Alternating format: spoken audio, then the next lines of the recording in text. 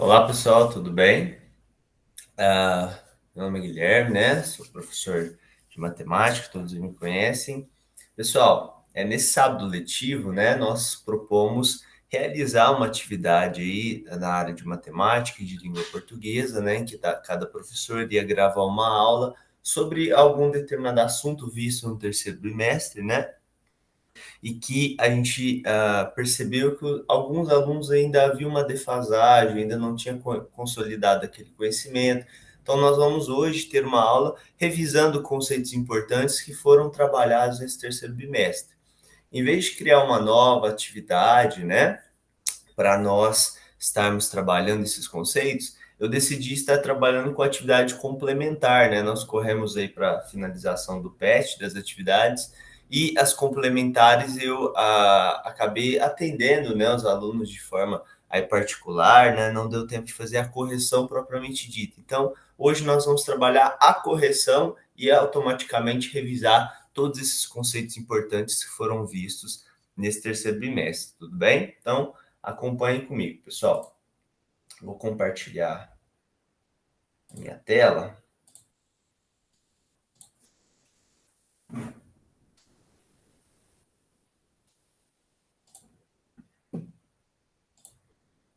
Beleza, então vamos lá.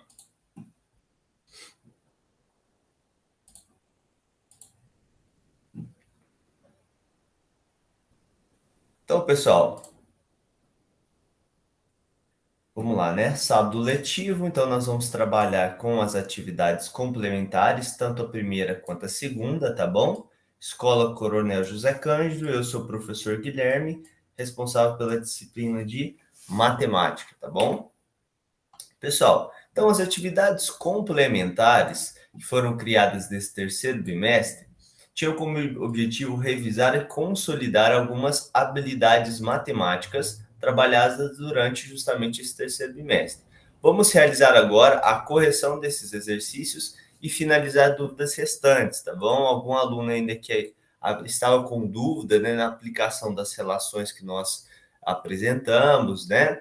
Na questão do entendimento da matéria, tá bom? É nesse momento que nós vamos procurar sanar tudo isso. Então vamos lá. O que eu trouxe no primeiro exercício? Calcule o valor da soma dos ângulos internos. Ó, essa ideia, soma dos ângulos internos. Somar ângulos, ângulos que estão internos à figura, tá bom? Dos polígonos a seguir. Lembrando que polígonos a gente definiu, tá bom? Foi o nosso objeto praticamente de estudo nesse terceiro bimestre.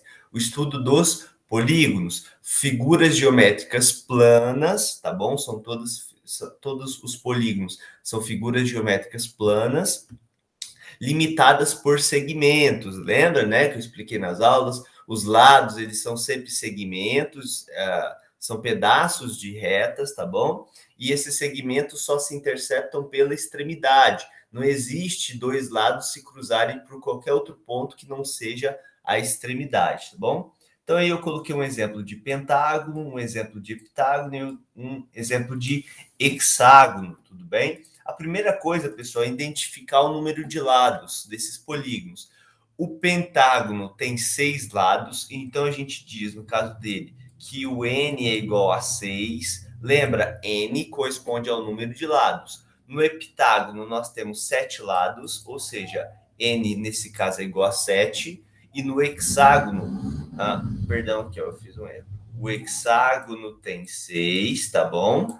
E o pentágono, o pessoal tem 5, né? A gente até brinca, lembra que o Brasil é pentacampeão, né? Ou seja, 5 títulos. Então, pentágono, 5 lados, ajuda a memorizar. E aí, pessoal, quando ele fala de ângulos internos, são esses caras aqui, ó. No caso do pentágono, nós temos 5 ângulos internos. No caso do hexágono, do heptágono, nós temos 7 ângulos internos. Guilherme, significa que o número de lados corresponde ao número de ângulos internos? Sim, pessoal, é sempre igual. O número de lados é igual ao número de ângulos internos. Perdão, aqui.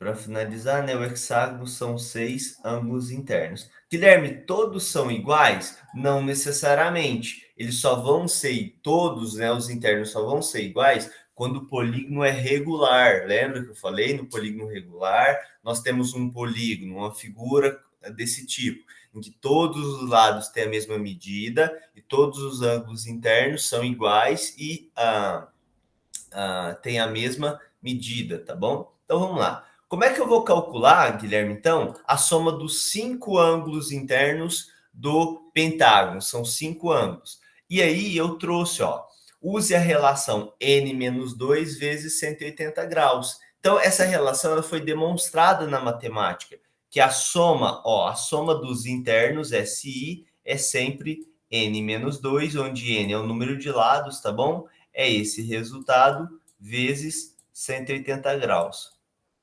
Beleza? Então, essa é a nossa relação principal. Então, em cada caso, eu vou trocar o n por 5, depois o n por 7, depois o n por 6, beleza? Então, vamos começar a calcular a soma dos internos para o pentágono. Então, a soma dos internos vai ser, o n do pentágono é 5, vai ficar 5 menos 2, coloco entre parênteses, né, vezes 180 graus. Só que 5 menos 2 dá quanto? Dá 3, concorda, pessoal? Dá 3 vezes 180. Isso é uma bolinha de multiplicação, né? Logo, a soma dos internos para o pentágono é 540 graus. Se vocês fizerem aí, tá bom? 3 vezes 180, vocês vão observar que vai dar 540. Beleza? A mesma coisa vale para os outros, pessoal. Então, a soma dos internos do heptágono, n está valendo 7. Então, eu vou fazer SI, tá bom? É igual a 7 menos 2. Perceba que o 2 e o 180 são da fórmula, tá bom? Dessa relação matemática. Logo, o SI é igual a 7 menos 2, dá 5. 5 vezes 180. E 5 vezes 180, se vocês fizerem a continha aí, pessoal, vocês vão ver que vai dar 500 mais 400, 900 graus, tá bom? Não esqueça de colocar aquela bolinha ali em cima, né? Que ela representa justamente a medida de ângulo em graus, tá bom? E para finalizar, eu vou usar a mesma relação para o hexágono, só que agora o n está valendo 6. Então vai ficar 6 menos 2 vezes 180 graus. Então, o SI vai ser igual a 6 menos 2 dá 4. E 4 vezes 180 graus, se a gente fizer as continhas, vai dar 720.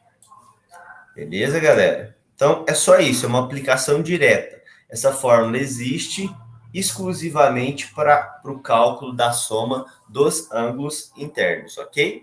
É isso que ele pediu, calculamos. Então, por exemplo, para a gente concluir, no hexágono, se eu somar esse ângulo, mais esse, mais esse, mais esse, mais esse, e por último esse, a soma, independente do hexágono que você tiver, se é regular ou não, não importa. Se tiver 6 lados, sempre vai valer 720.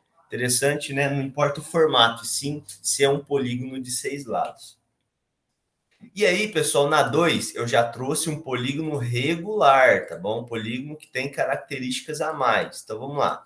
Considere um hexágono regular. Hexágono, a gente sabe que o n é igual a 6, tá bom? 6 lados. E regular, com lado medindo 10. Qual o perímetro desse polígono? Então, eu vou procurar desenhar aparentemente um hexágono regular aqui, ó.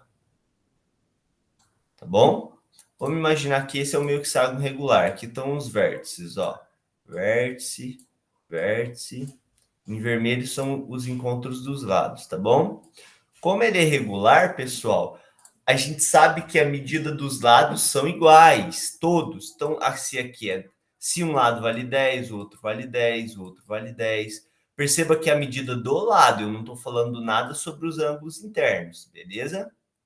Quando ele falou qual o perímetro desse polígono, lembra, perímetro é igual à soma dos lados. Mas em vez de fazer 10 mais 10 mais 10, vou somar todos os lados. Eu estou somando 10 6 vezes. Se eu estou somando 10 6 vezes, basta eu calcular 6 vezes 10, tá bom? E esse resultado vai estar em centímetros. Afinal, olha só, eu estou medindo o lado desse hexágono em centímetros. Logo, o perímetro vai ser 60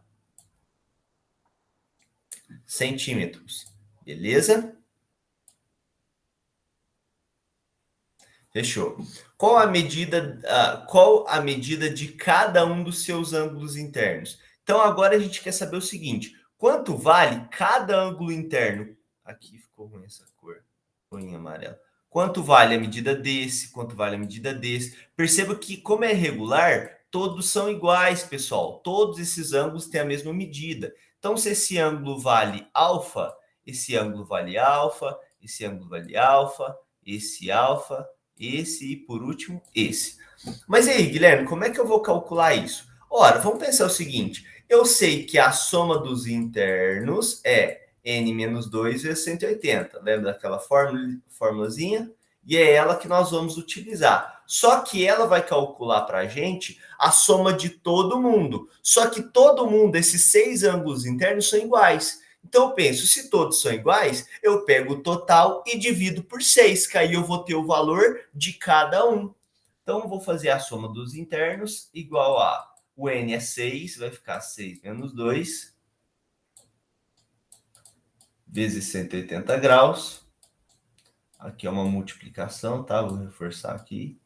Então a soma dos internos vai ser igual a 4, a gente calculou, né, no exercício anterior. E 4 vezes 180 é igual a 720. Mas espera aí, eu somei 6 ângulos iguais e a soma deu 720. Ora, qual que é o raciocínio? É pegar esses 720, pessoal, e dividir em quantos ângulos iguais? Dividir em para, né? Dividir para 6 ângulos iguais. O resultado dessa divisão é a medida de cada ângulo interno, beleza? Aqui eu fiz só uma lembrança, lembre-se que de um polígono regular, todos os lados têm a mesma medida, tá bom? Faltou essa palavra. E também os seus ângulos internos são congruentes, ou seja, têm a mesma medida, são iguais. Então, 720 dividido por 6. Olha só, vou pegar o 7, pessoal. Aqui dá 1, 1 vezes 6 dá 6, e 7 menos 6 dá resto 1.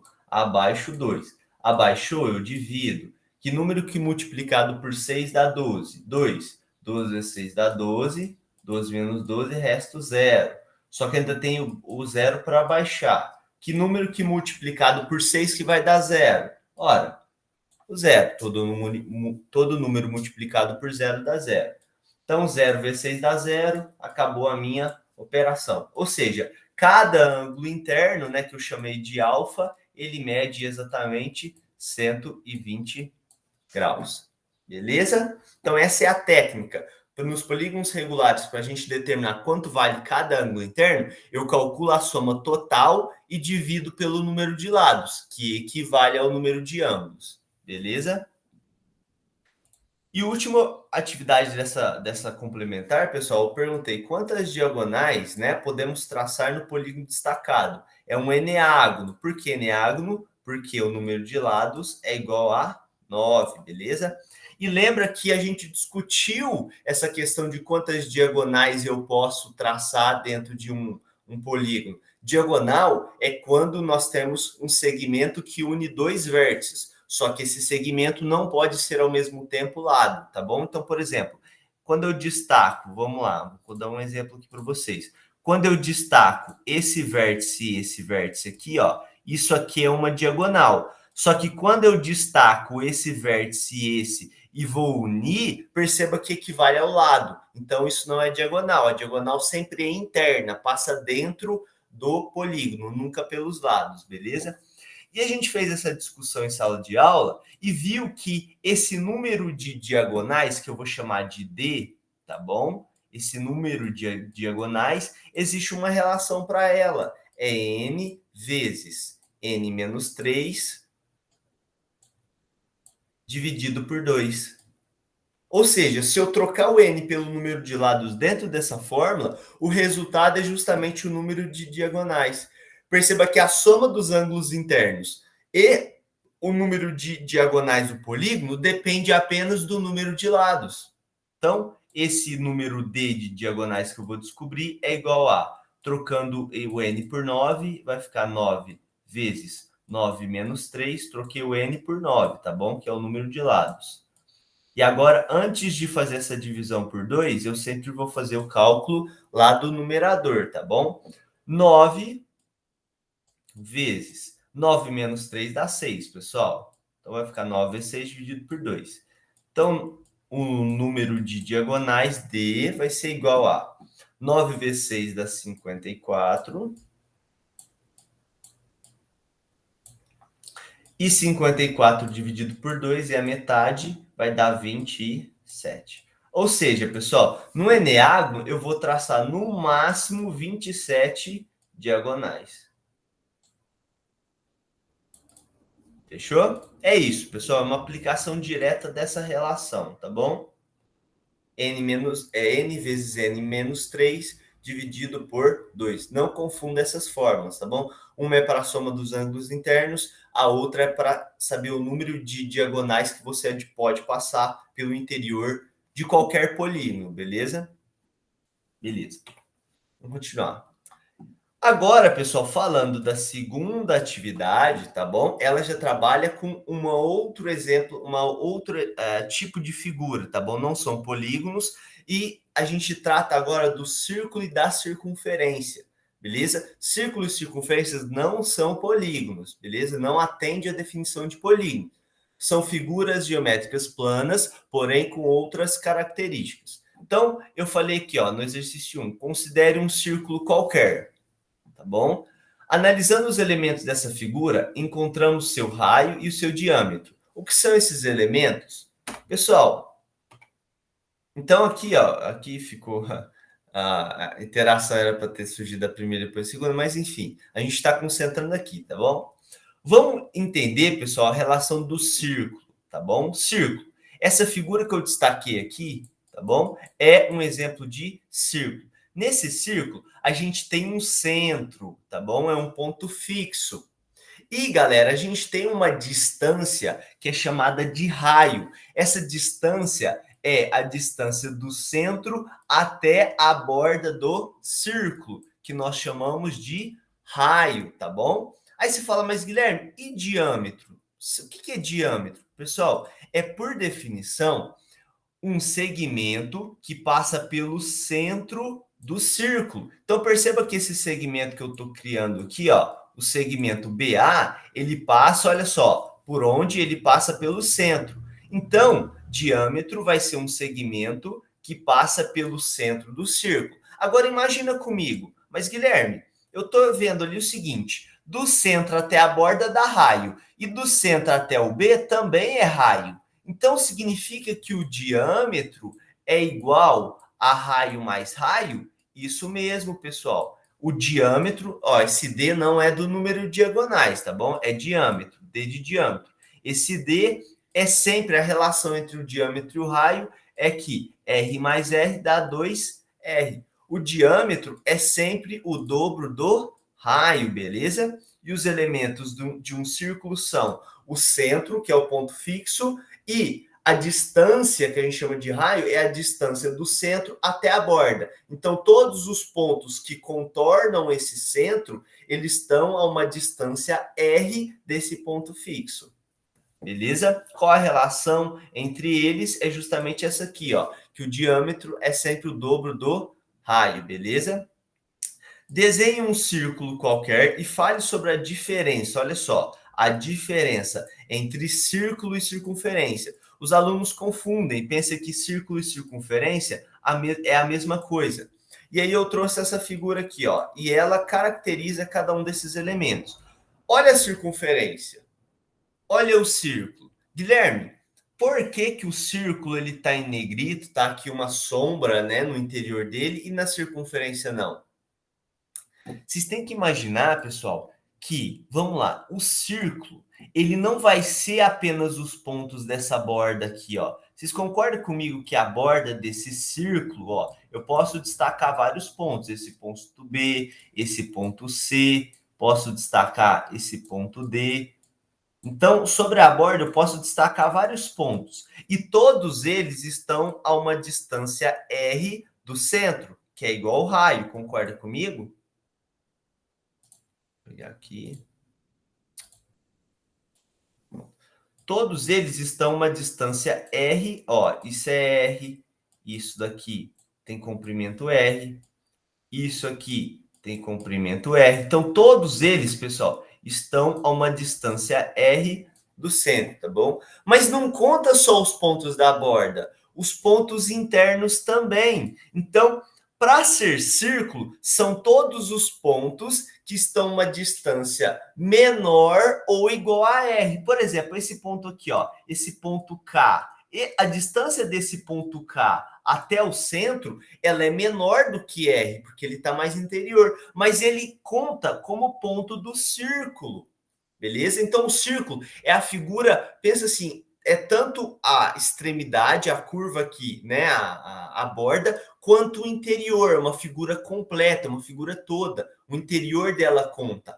Já a circunferência, não. A circunferência, ela leva em conta o quê? Só os pontos aqui, ó, da nossa curva, tá bom? Então, as circunferências são só os pontos da borda e o círculo inclui a borda e o interior. Por isso que ali você tem um preenchimento.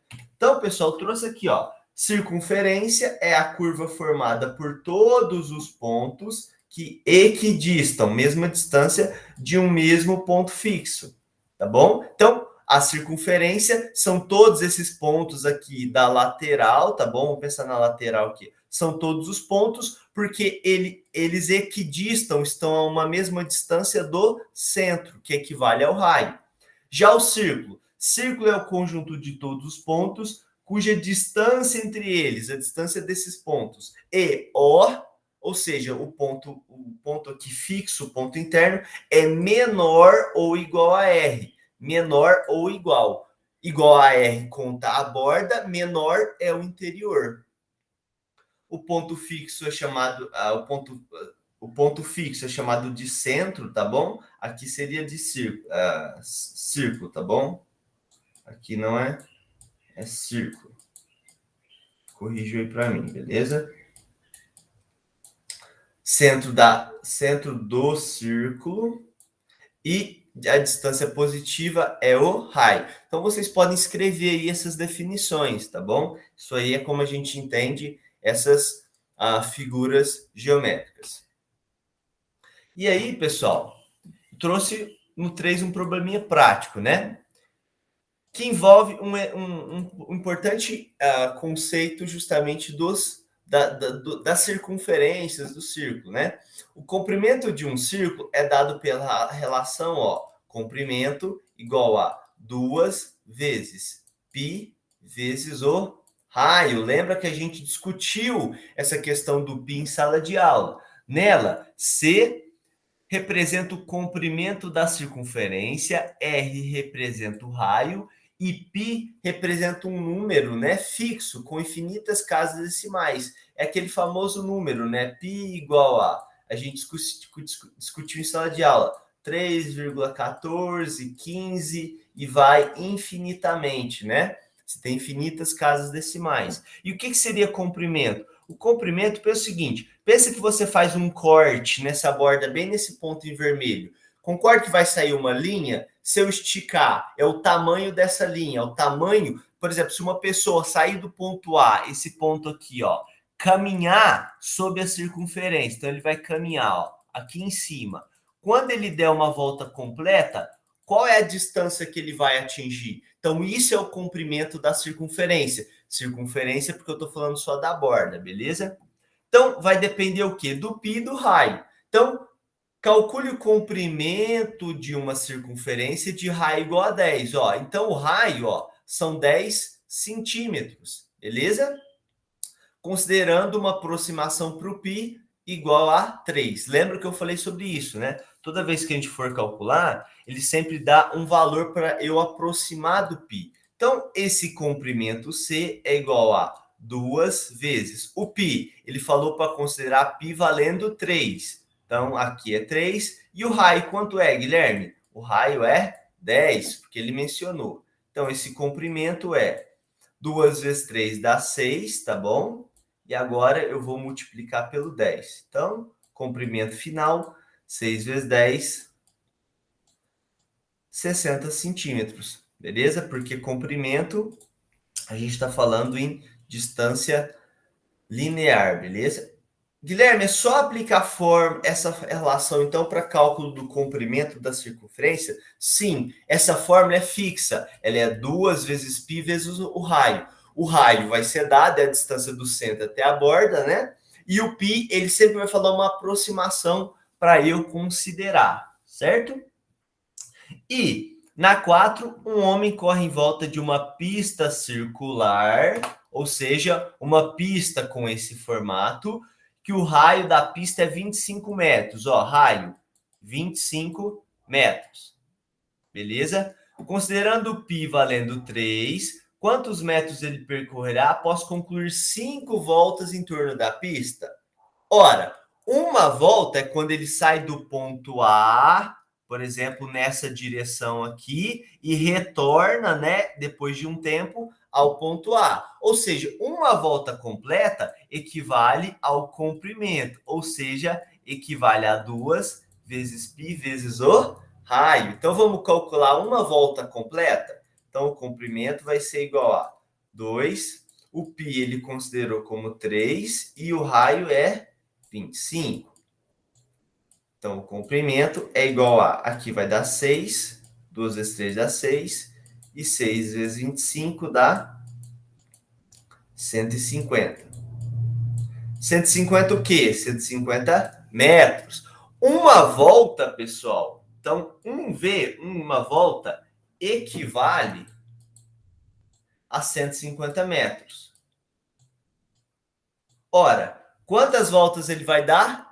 5 voltas. Então, vou pegar aquele 150 e vou multiplicar por 5.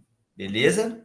O resultado dessa multiplicação é a distância total. 5 vezes 0 dá 0. 5 vezes 5, 25. Põe o 5, sobe 2. 5 vezes 1 dá 5, mais 2, 7. Ou seja, pessoal, quando ele completar 5 voltas, né, completas, né, ele vai percorrer o total de 750 metros. Beleza? É um problema clássico aí envolvendo o comprimento da circunferência.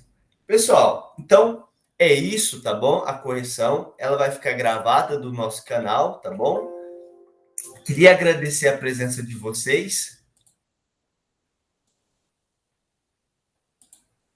Queria agradecer a presença de vocês nessa aula, tá bom? Espero que as dúvidas que ainda tinha sobre essa teoria, elas foram finalizadas. Estou à disposição de vocês. Qualquer dúvida, qualquer pergunta que vocês tiverem, só me mandar, tá bom? Muito obrigado, bom descanso a todos vocês e nesse quarto bimestre vamos pegar firme e terminar com chave de ouro, tá bom, pessoal? Muito obrigado, com Deus, pessoal. Valeu!